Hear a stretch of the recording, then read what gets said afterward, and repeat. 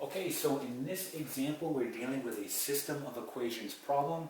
So again, the goal is over time for you to be able to identify that on your own. However, in this example, I told you that you're going to be using a system of equations to set up this problem. All right, so let's go ahead and read this problem, and then we'll talk about how to set it up. It says a plane traveled 400 miles to Rome and 400 miles back. It says the trip there took 2 hours and was with the wind. Then it says the trip back took 8 hours and was against the wind. Now here's what they want to know. It says what is the speed of the plane in still air and the speed of the wind. Okay, so they want to know the speed of the plane and the speed of the wind. So we're going to have to set up a system of equations here. So we're going to have two variables. We'll call them x and y. Okay, x being the speed of plane, and that will be in still air. So speed of plane, and then we're going to have the speed of wind. Now we're going to have to set up two equations here, so let's go ahead and reread the problem. It says a plane traveled 400 miles to Rome. So the trip there was 400 miles, and then it says and 400 miles back. So that means the trip back is going to be 400 miles, all right? So going there was 400 miles, and going back was 400 miles. All right, and then it says the trip there took 2 hours. So our first equation is going to look the following way, okay? We're going to have 2 times, and we'll talk about this after I write out the equation, the speed of the plane, which is going to be x.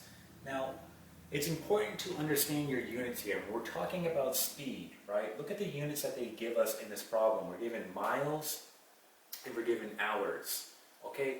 So the speed for both our plane and wind, that's going to be in miles per hour. Okay, so if you want, we can go ahead and just put that miles per hour and miles per hour. Okay, and that will make more sense after we write out this equation. So here's the speed of the plane in miles per hour, and it says that the plane was with the wind. So if you're going with the wind, that's going to add to your overall speed. So we're going to say plus the speed of wind, this is going to equal 400. Okay, so let's talk about this.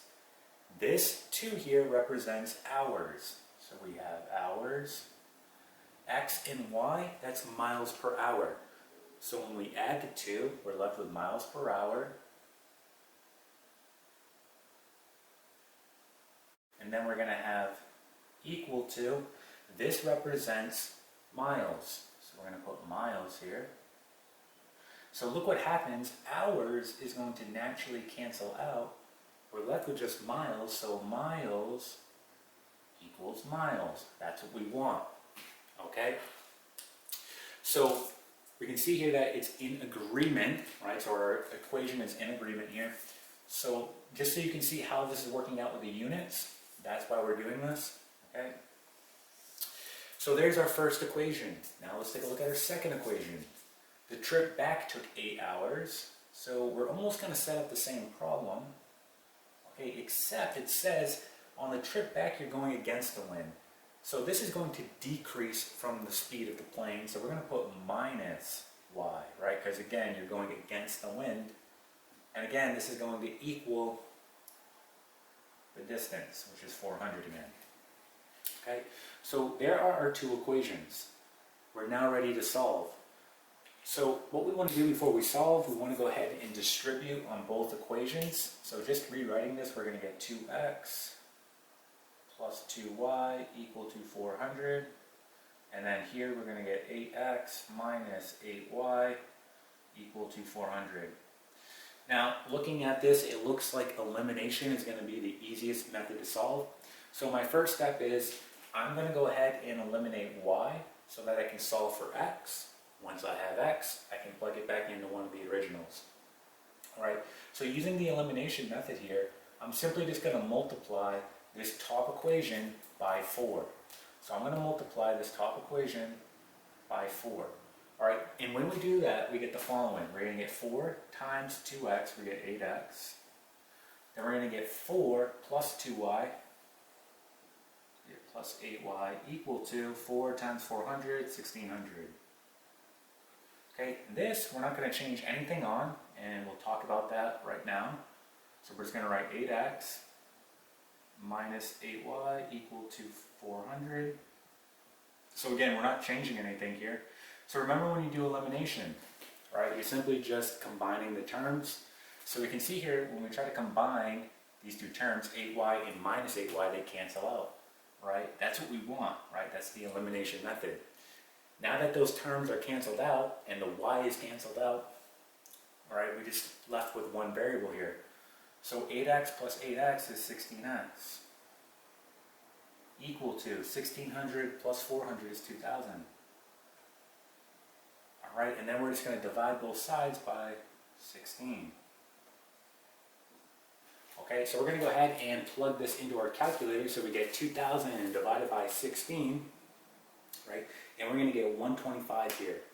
So remember, this is in miles per hour. So the speed of the plane is going to be 125 miles per hour. So I'm going to go ahead and record that. So we're done with this. I'm going to erase this. And we determine that the speed of the plane, so x equals 125 miles per hour. Okay, now our last step, we need to find the speed of the wind. And to do that, we're just going to plug it into one of our originals. You could plug it into one of these here, in which you did the distributive property on. But in this problem, I'll just go ahead and plug it into one of the originals. So I'll plug it into this one right here. So we're going to get the following. We get 2 times x is going to be 125 plus y, that's what we're solving for, equal to 400. Alright, so we can see here I can divide here by 2. And then I get 125 plus y equal to 400 divided by 2, 200. Right, and then our last step, minus 125 on both sides. Okay, this cancels. So we can see here that y is going to equal, well, 200 minus 125 is going to be 75. Right, and again, that's miles per hour. So y is equal to 75 miles per hour. And again, that's going to be the speed of the wind. Okay, so we just found the speed of the plane and the speed of the wind. Okay, and that is it.